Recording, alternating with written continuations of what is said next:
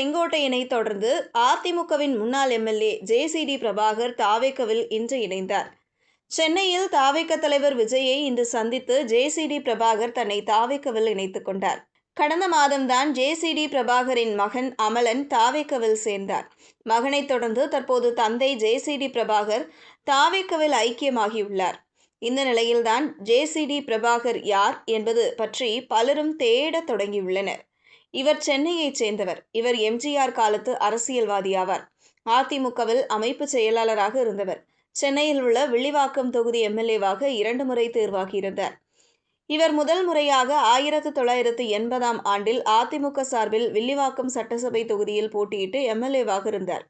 அதன் பிறகு 1984, 1989இல் இந்த தொகுதியில் போட்டியிட்டு தோல்வியடைந்தார். நீண்ட காலத்திற்கு பிறகு மீண்டும் 2011ஆம் ஆண்டில் வில்லிவாக்கம் தொகுதியில் ஜேசிடி பிரபாகர் களமிறங்கினார். திமுக சார்பில் பொதுச் செயலாளராக இருந்த கே. அன்பழகன் போட்டியிட்டார். இந்த தேர்தலில் ஜேசிடி பிரபாகர் மொத்தம் 68,612 ஓட்டுகள் வாங்கி வெற்றி பெற்றார்.